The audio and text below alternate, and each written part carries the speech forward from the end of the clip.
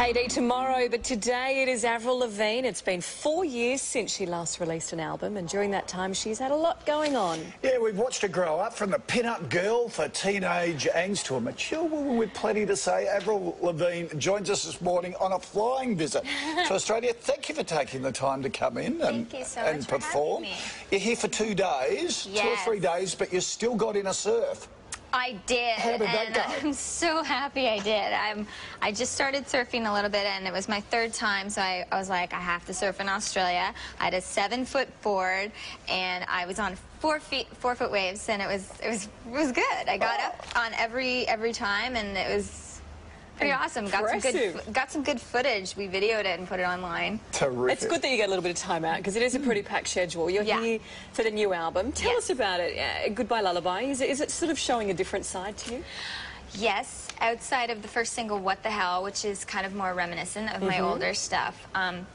Goodbye Lullaby, I wrote half of this record by myself, and I produced a couple songs on it, and it has a different tone and vibe than my other stuff. It's kind of less pop rock, it's a little more emotional, deeper. Yep. How do you tackle that? How do you decide on the messages you want to put out and match it with the music? I kind of go with just the vibe and the style production-wise, and then I just write my songs, and that all just happens and comes together. It's kind of like when you're painting a picture, you don't really know what's going on until the end. With this, I knew I wanted it to just be an album that was really about my vocal performance and just the instruments, and there's a lot of acoustic guitars and pianos, and that was the vibe I was going for. And my last record, I wanted it to be like a party, anthemic, really upbeat record. So this one has a different tone.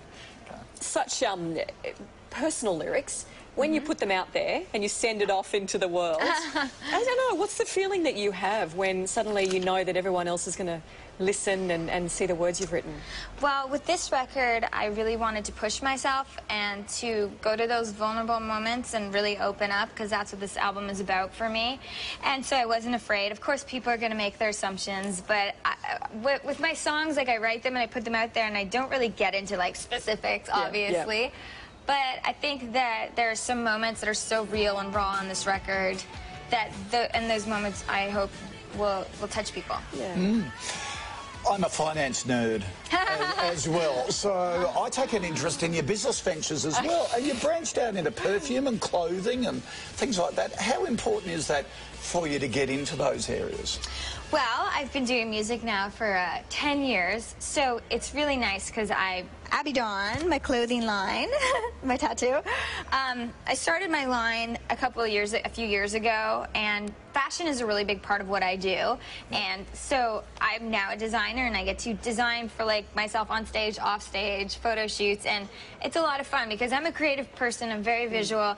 I like to do a lot, and it's just another way for me to extend that and to have fragrances. It's super cool. Like my one fragrance is called Black Star, and I also wrote a song for it, and it's the intro to my record. So it all goes together. It's all me and everything that I like and believe in.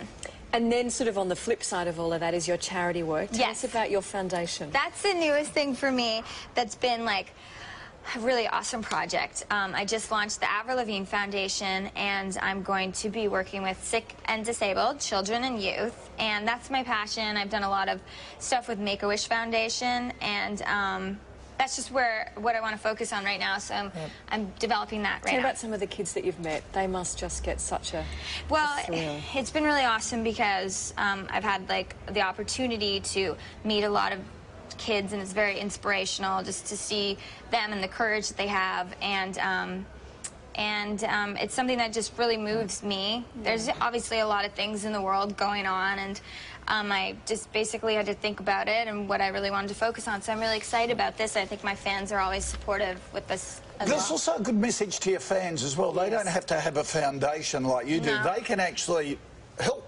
Starlight Foundations and Make-A-Wish Foundations and do it individually, give back to the community, which is fabulous. I think it's important for us all in whatever way we can to give back, whether it's in our time or whatever we can do. There's always something we can all do. That's terrific. Well, we're so glad you're with us this morning. I know you're going to sing again. You've got another song coming up for us in just a tick. So all your fans outside are very, very excited. Yes, and we really appreciate you joining us this morning. Catch you again shortly.